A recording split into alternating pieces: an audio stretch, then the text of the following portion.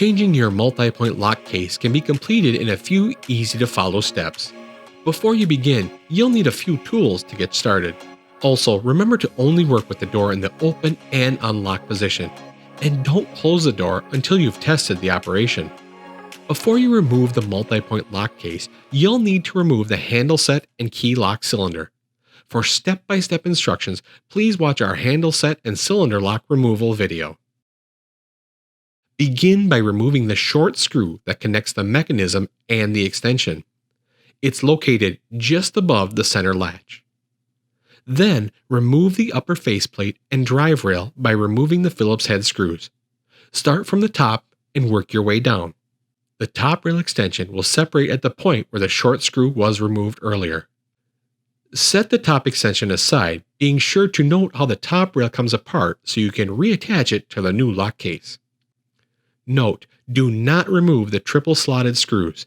These screws hold the mechanism to the bottom rail. Once all the Phillips screws are removed from the rail, the lock case with the bottom rail attached is now ready to be removed and the new lock case and bottom rail can be installed.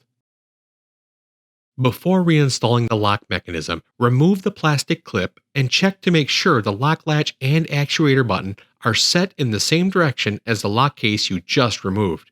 If not, using a small Allen wrench, push out the latch 1/8 of an inch and rotate it in the correct direction. The small actuator button can be pulled out with your fingers and correctly rotated. Install all the Phillips head screws for the lower portion of the lock and then reinstall the upper extension, making sure both chute bolts are in the same position. Note, if you have an older style door, you will be provided a complete lock mechanism. Newer units will generally only contain the locking mechanism and bottom rail, as the top extension and strike plate can usually be reused. Be sure that the drive rail is fully connected with the lock case and reinstall the small Phillips screw that connects the top rail to the lock case. Note that a new upper extension connector screw will be included with your new lock case. Install the rest of the screws in the top extension. When replacing the screws, only snug them up. Do not tighten fully until the complete door assembly is installed.